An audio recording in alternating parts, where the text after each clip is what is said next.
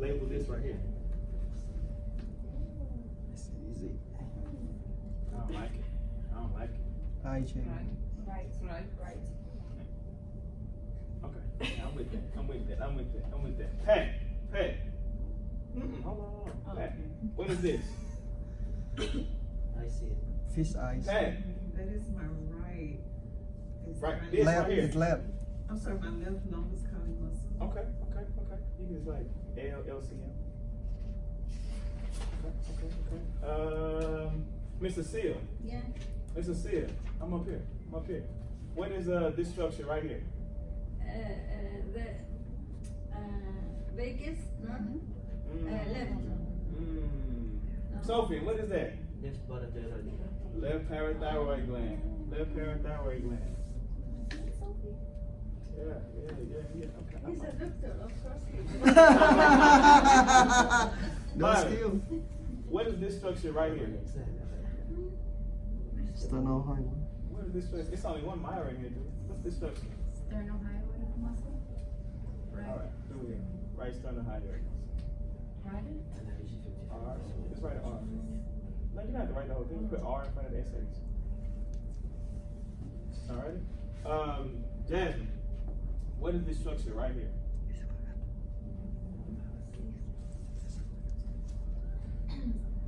What is that structure right there? We ain't help out. That is the esophagus, just posterior to the actual trach. Okay, alrighty. So, dude, what's this structure right here? Sternocleidomastoid, right? Right, that's C. That's C. It's a long one. Yeah. Right there. Alrighty. Uber, what's this? Spinal cord. Okay, I'll take that as a actual spinal cell. See if you got enough. Alrighty. Who haven't I called? Farnaz. What is this structure right there? External thyroid. Okay, which one? The Left. right. Left side. Left STA. Alright. Guys, please be specific. I really want you guys to be specific, because if you don't put left or right, you know I'm not like Michelle, but I don't give part of the credit. If it ain't 100% right, it's wrong. Why STM? There's no M in there. Muscle. Oh. Muscle. Alright. Samin, what is this structure right here? Which one? Side. Sternal. Which side? Right over. Right omohyoid muscle right there, guys. Right omohyoid muscle. OH. M. Daddy, what's this right here? Trachea right there, guys. So can't you write it down on the exam like that? What? No. Or you have to know the whole Yeah, thing? you write the whole Oh, you have to thing. write the whole thing on these. Definitely. Spell your best. I won't take off for spelling. abbreviation. I won't. Yeah, don't abbreviate. I won't take off for spelling if I can make it out. If I can make it out, I won't take out. You know, like I'm not actually be spelling champion, but definitely get as close as you can. All right. Thank you. Adeline, what is this structure right there? CCA.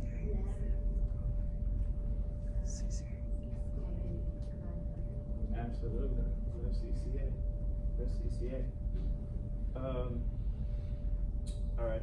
So this right here, guys. I think I called on everybody. No, on. Oh, I'm sorry. Hey, what is this structure right here? Left lobe. Thyroid. Left lobe. Left lobe of the thyroid. No trick question. It's not a trick question. Left lobe. Okay. All right. So we just gonna fill out the rest, guys. What is this right here, guys? Right Right. lobe. Right thyroid lobe. Two things.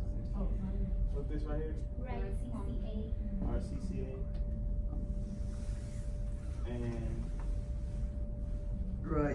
Right,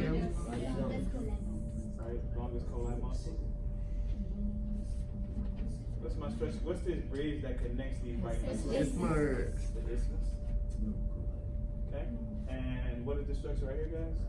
That's the right. Left or thyroid. Left OA2. Yeah. Fine. I don't know this. Okay. That's the left. Left sternum. Left sternum Sternum flatum. Big muscle in the neck, guys. Again, don't flex that muscle too hard. And we have right here. Left The muscle, the anterior. Left what? sternum. Okay. And I think we just got one left. Left sternum thyroid. Right sternal thyroid. Right mean right. What are these muscles called? Strap muscle. Strap muscle. They kind of straddle the anterior portion of the neck right there. And the left eye there. Guys, take that picture. Take that picture. Take that picture. All right. Got it. This guy's in at 8:30, right? It's 8:06 right now, guys. I'm gonna give you 5 minutes. Come back at 8:11. Good. We're good on embryology, right? We're good on how the thyroid is formed. The primitive floor of the fairies, right? Invaginates itself. Thyroid is gonna travel down by the thyroglossal duct, right? That thyroglossal duct should solidify and atrophy. If it doesn't, it can cause a congenital cyst, which is the thyroglossal duct cyst, the most common congenital cyst in the neck. Okay? And that happens about the 50th. Okay? By the end of the first trimester, you should have a fully functioning thyroid gland. Okay? We talked about the anatomy as well. Okay? Anatomy being thyroid length. And the length is always the most important measurement, guys. 40 to 60 millimeters, 46 centimeters long. We talked about relational anatomy. Something to do with calcium, right? That's something to do with calcium. Okay. So that brings us up to the blood supply. We're good up to that point, right? We're good there? Okay. Guys, let me know. Let me know if we're not good. All right. So blood supply. Okay. So the arterial supply, the thyroid gland is supplied by 4 arteries. Really, it's just 2 paired arteries, right? Because you have a right and left of almost every artery. Okay, so 2 paired arteries, which makes 4 arteries. And the actual thyroid, when you look at it, it's actually pretty vascular structure. It's considered a vascular structure. All right. So it's made of 2 superior thyroid arteries. Superior thyroid artery. It's important, guys, that you know where these superior and inferior thyroid arteries arise from. Of course, if it has a superior thyroid artery, that automatically means it's going to have an inferior thyroid artery, right? If something has a medial version of it, it automatically means it's going to have a lateral version of it, right? Okay? So, 4 arteries, 2 superior thyroid arteries, left and right. This is very, very important when it comes to doing like vascular exams, like the carotid artery, okay? Because the superior thyroid arteries, they're the first branch off of the external carotid artery, okay? Remember I showed you guys in transverse when we were looking at in the lab the other day, I scanned up the CCA, and then the CCA branches in the internal and external carotid arteries, okay? The superior thyroid artery is the first branch off of the ECA, okay? Right up here, this is our common carotid artery. This is our right common carotid artery. The second branch off of the aorta. The branch off the brachiocephalic. And it's going to travel up, and then it's going to bifurcate. That's a little bulb right there. We have our internal carotid artery right there and external. I know it looks backwards, guys, because they start off backwards, but then they flip once they get into the brain, once they get into the cranium. Okay? So even though the ECA is the most medial, the external is most medial at the takeoff point, but once it gets into the cranium, it'll come to the outside and make itself external. Okay? But you see right here, it's the first branch off the ECA. That's our superior thyroid artery. See it right there, a superior thyroid artery. Of course, it's telling you where the blood is supplied. It's corresponding to that. So superior thyroid artery is going to supply the superior portion of the thyroid, right? It's going to take blood there. Okay? All right, 2 inferior thyroid arteries. They arise from the thyroid cervical trunk of the subclavian veins. Okay, I'm sorry, the subclavian arteries. Okay, so here we have our thyrocervical trunk. Here's our subclavian right here. The subclavian comes off the brachiocephalic, the right one. The left subclavian is the third branch off the aortic arch. Okay, off of those, we're going to have our thyrocervical. Coming off of there, we're going to have our inferior thyroid arteries supplying the inferior. They're going to ascend, go upwards, and supply the inferior portion of the thyroid gland. Okay, it's very, very important that you know what branches that these arteries come from. Okay, so the superior thyroid arteries come from the ECA. They branch from the ECA. The inferior thyroid arteries branch off of the subclavian, the thyrocervical trunk of the subclavian arteries. When it says here, the picture, this picture is anterior view, Mhm. so that means they're looking at from. You're looking at me.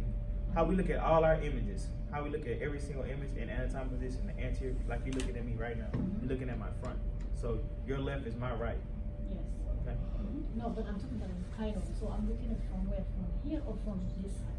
You're looking On at this picture. you're looking straight ahead. You're looking Oh, straight okay. ahead at it. Mhm. Anterior, looking at right in the front of it, anterior. Mhm. Okay, so those are our four arteries, guys. Superior and inferior thyroid arteries. They're a paired set of arteries, both left and right, makes up four. We're good on the arterial supply? What do arteries do? Supply blood. Supply oxygenated blood to the organs. Mhm. Okay. You see, right? So we also have corresponding veins as well. Veins are going to drain deoxygenated blood from the actual organ itself and take it back to the heart. Okay. So we have three pairs of veins that drain that are called the thyroid plexus. Okay. These three pairs of veins are simple to remember: superior, middle, and inferior thyroid veins. Okay. We have four thyroid arteries, superior and inferior thyroid arteries. We have will be superior, middle, and inferior thyroid veins, 6 of them, right? So, because we're gonna have a right and a left. So easy, hopefully easy to remember. And I try to organize a little easier on my slides. The superior middle thyroid, they're gonna drain directly into the internal jugular vein. Okay. Here's our thyroid plexus. Thyroid plexus means a bunch of vessels in one place, basically. A plexus of vessels. Okay?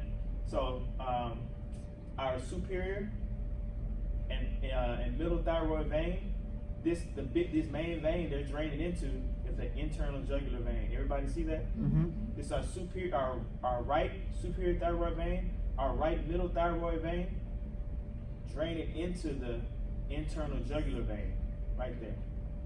Okay, before it travels back down to the right atrium. Okay. We're good there on the superior middle. Of course, their names corresponding to where they're taking blood from. Okay, superior thyroid vein is taking blood away from the superior portion of the thyroid. Middle doing taking blood from the middle portion. Inferior is taking blood from the inferior portion of that thyroid. Okay, so superior and middle, they drain directly into the internal jugular vein. Okay, and the inferior thyroid is going to drain directly into the brachiocephalic vein. The right and left brachiocephalic vein is those are the last veins before they join together to form the superior vena cava. Okay, so this is the brachiocephalic vein, the left one. This little short area right here will be the right brachiocephalic vein, really short. Right? Brachiocephalic vein. Also, you can call it the innominate. Brachiocephalic can also be termed innominate.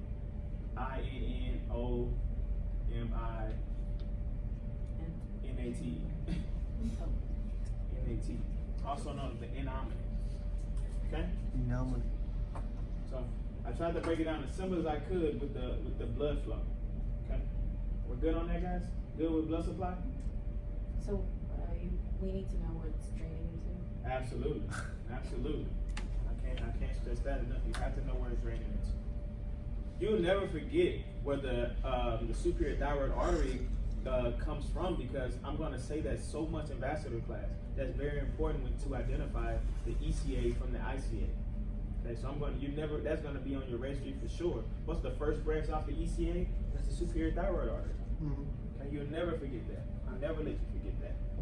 Okay. Let's talk about the physiology and function. I'm just kind of gonna go into more about the cells, right? More about the hormones. All right. So the physiology and function, we already know. What's the main function of the thyroid? Somebody tell me. Maintain body metabolism, Maintain metabolism. Maintain basic metabolism. Okay, that's the main. But it also has other functions as well. My transitions aren't working the way I want to. Okay. The role of the thyroid, I have the most important ones in blue, but the function of the thyroid does a lot of things. Does a lot of things. It's going to maintain normal body metabolism. It's going to control the physical and mental growth. What's that called when you have congenital hypothyroidism? Hypothyroidism. I talked about it earlier. Congenital hypothyroidism. Cretinism. Okay. Control the development of synthesis. Graves is as you're an adult. You're born already. It's also going to store and secrete thyroid hormones. How many thyroid hormones are there? 3. 3 thyroid hormones: T3, T4, and calcitonin. Okay. Also, it's going to break down the fat and fatty acid mobilization, which lowers cholesterol. Okay. So, like I just said, the thyroid. You guys just said the thyroid secretes 3 hormones. Okay. What kind of gland is it? Endocrine gland. Endocrine gland secreting hormones directly into the bloodstream. Okay. Those 3 hormones again are triiodothyronine and thyroxine and calcitonin. Okay. You do have to know whether it's T3 and T4. I like how Uber said T3 tri. You know, I don't know how I read that so many times and I didn't even think of that. I just like, oh, it has 3 eyes in there. That's how I'm gonna remember that. Okay. T3 and T4 and calcitonin associated with calcium, right? Right. So let's talk about those. So the T3 and T4, those are follicular cells, right? Those are follicular cells. Does this make the follicular cells make up more or less of the thyroid tissue? More or less of the thyroid tissue? More? More? Okay, less? No answer? I didn't understand what What less? The T3 and T4 hormones, they didn't make up majority of the thyroid tissue or the minority of the thyroid tissue? I think they make the majority because when they check in for the thyroid on the blood test, they look at the T3 and T4. Absolutely, they make a. Because I've seen it on the result. That's what I mean. Making common sense, guys. That's absolutely true. That's absolutely true.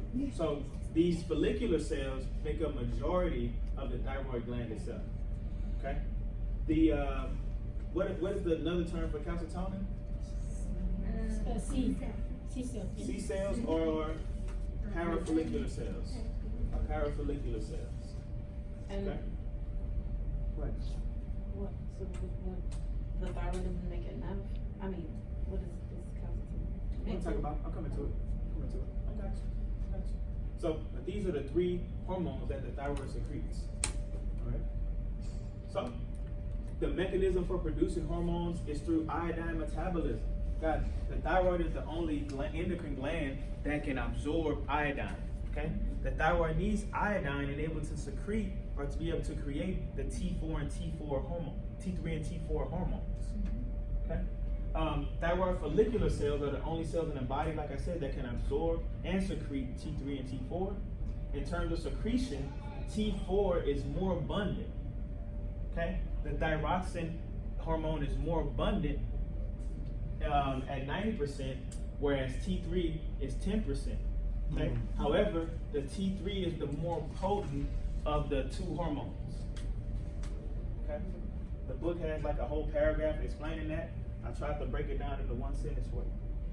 Can I say something about this iodine? They said when you buy the salt, make sure it has that part in it because our body needs it.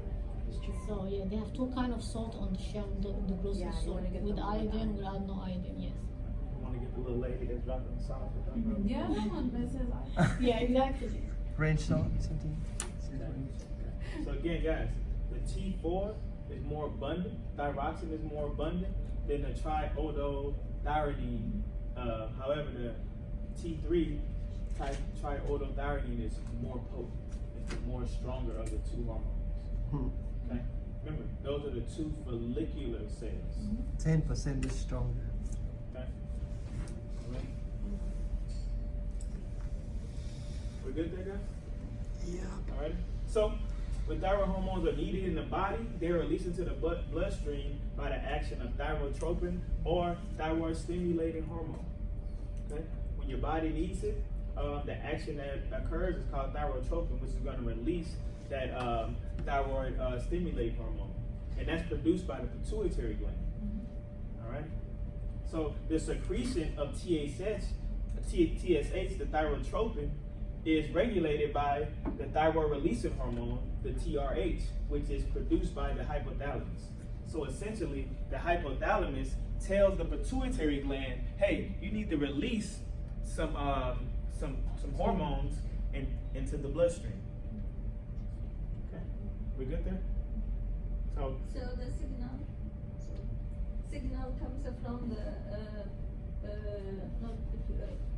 hypothalamus. yes, Then go to the pituitary, absolutely. and then to the It releases the T3 and T4 hormones into the bloodstream. Okay? So the hypothalamus is going to communicate with the pituitary gland. It's going to tell it, "Hey, there's not enough thyroid hormones, T3 and T4 in the body. You need to release some of that." All right. So the hypothalamus is essentially controlling the pituitary gland to let it know to release some hormones, the T3 and T4 hormones. Okay. We're going? Mr. Jetty, what you said about the thyroid? Okay. So those are our follicular cells, guys. Those are our follicular cells.